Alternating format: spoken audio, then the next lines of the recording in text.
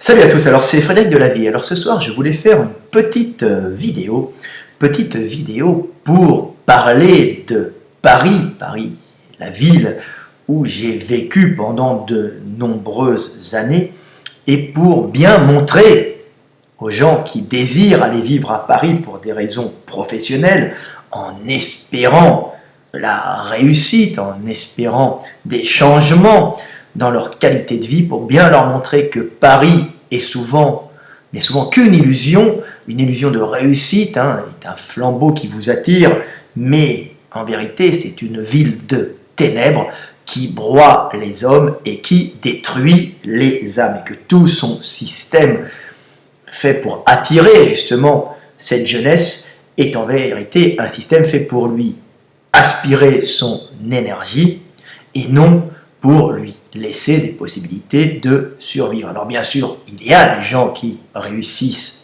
à Paris, mais Paris a cette particularité très française d'être une ville qui n'est pas en réalité une ville où l'on vient réussir, mais une ville où l'on vient s'enchaîner, puisque la France est un pays de caste, et que la montée sociale est très difficile à réaliser par le travail.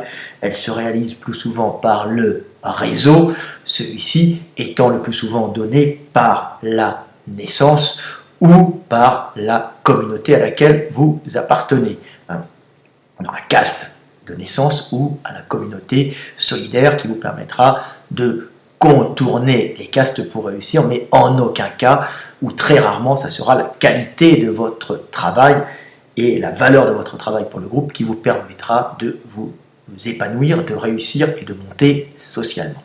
Donc j'ai fait ce petit texte sur Paris que je vais vous lire, et je vais après vous expliquer que cette particularité parisienne, dans cette métropole, ce type de métropole qui broie les individus, n'est pas quelque chose qui est propre à toutes les métropoles.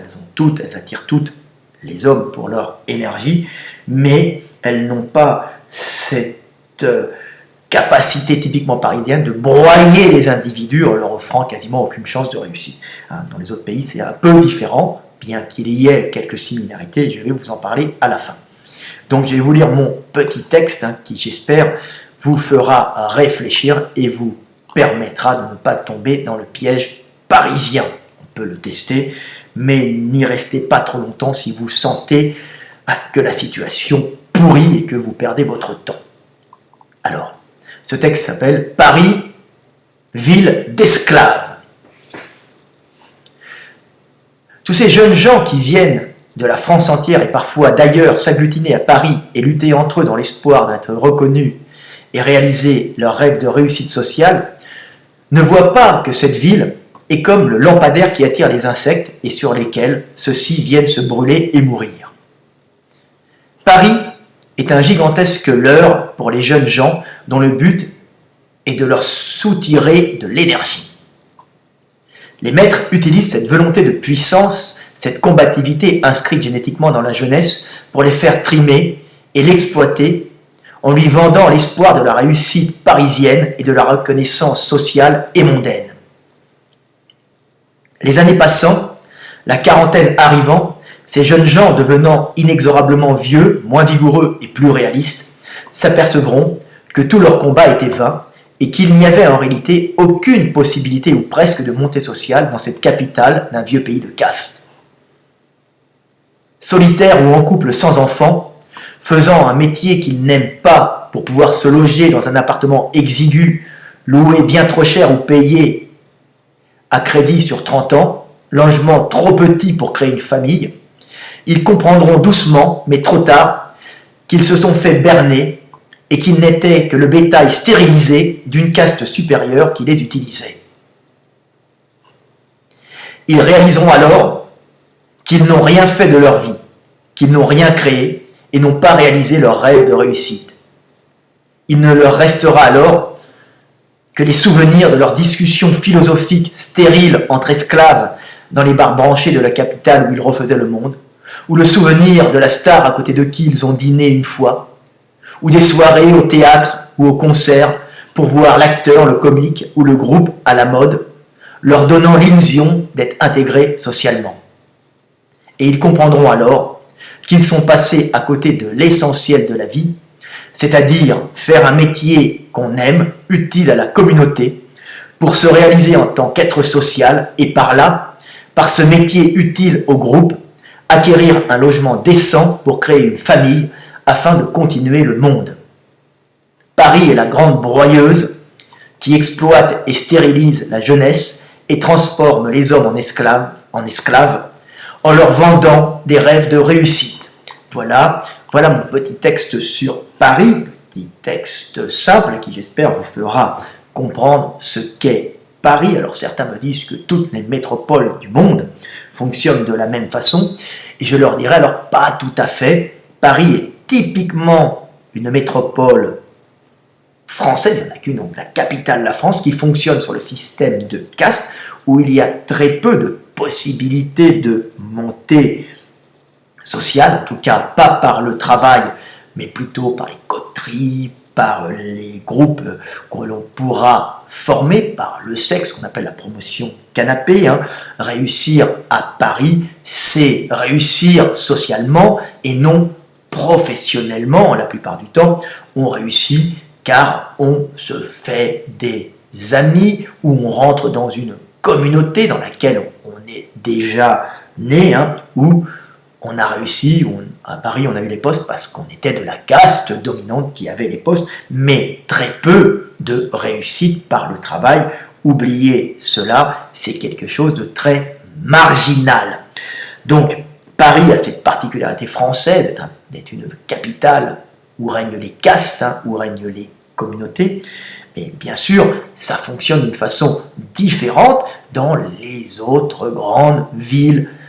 Même si ça a leur défaut, ce n'est pas du tout la même structure. Alors les gens me disent, mais Londres c'est pire, les loyers sont encore plus chers, les jeunes viennent s'agglutiner, se mettre dans des logements à plusieurs pour pouvoir travailler, mais c'est différent parce que Londres n'est pas bâti sur une illusion de réussite, si vous voulez, sociale et mondaine comme Paris. Londres est une véritable ville où on peut faire de l'argent et les jeunes du monde entier y viennent pas pour y rester, mais pour, en général, chercher une opportunité de réussite sociale, typiquement anglaise.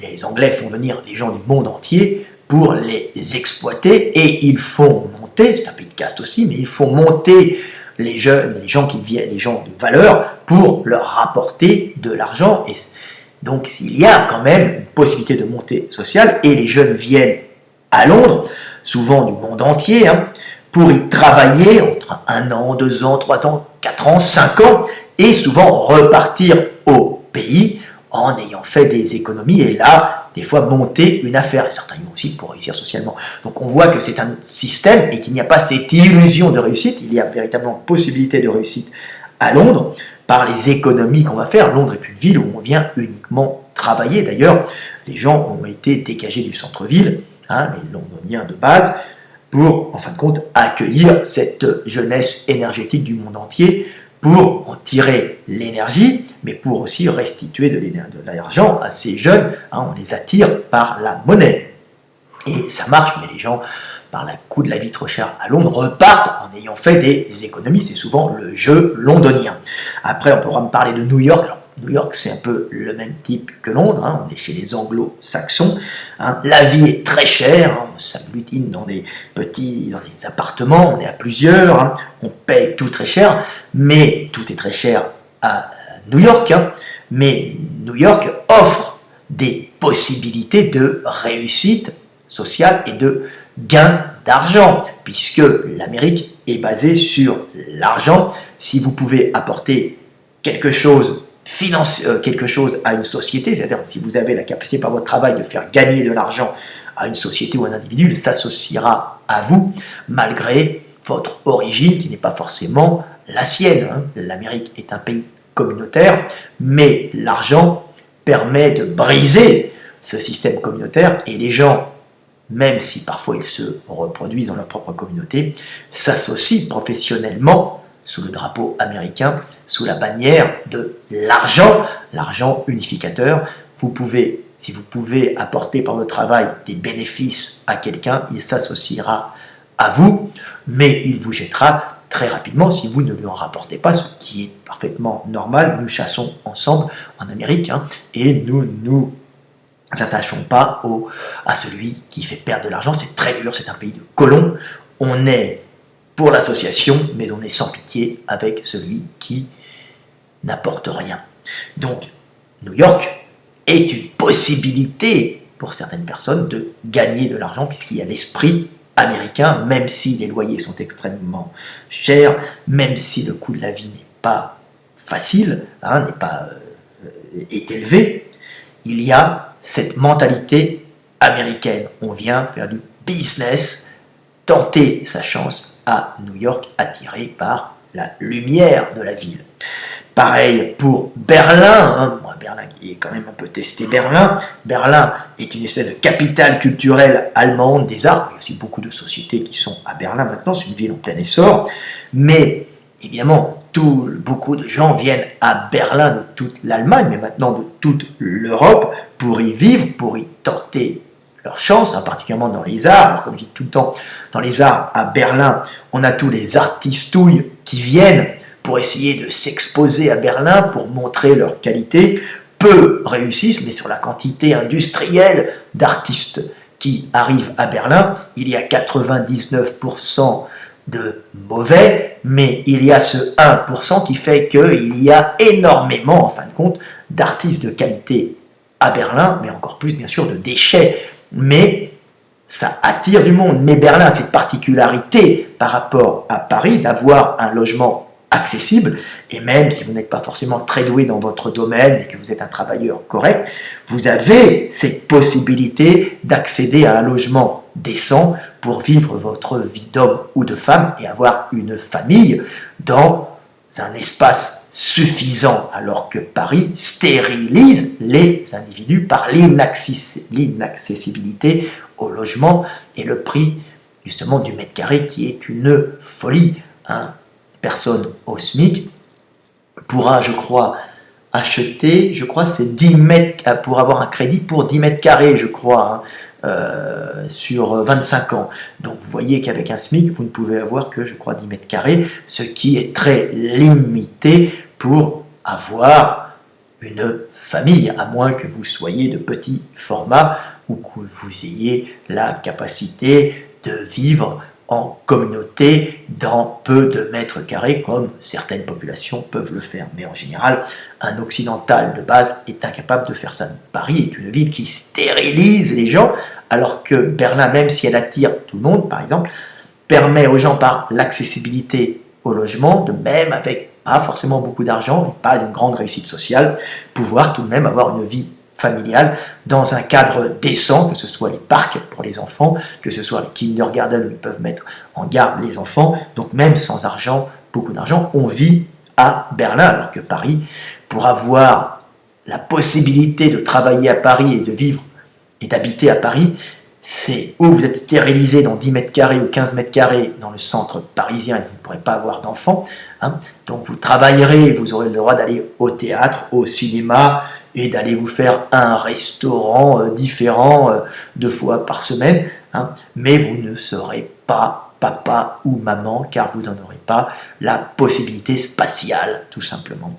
Ou vous prendrez à ce moment-là le choix de tous ces banlieusards qui vont perdre leur vie dans les transports en commun ou dans les embouteillages pour pouvoir travailler à Paris et qui reviendront tous les soirs, après avoir perdu déjà du temps le matin, pour vivre dans un logement plus grand en banlieue où ils ne pourront même pas profiter de leur famille, épuisés par les heures de route ou les heures de transport en commun. Donc Paris brise les gens et c'est un système qui est vraiment destructeur pour toute une jeunesse et tout un peuple de travailleurs qui viennent se briser les reins sur Paris.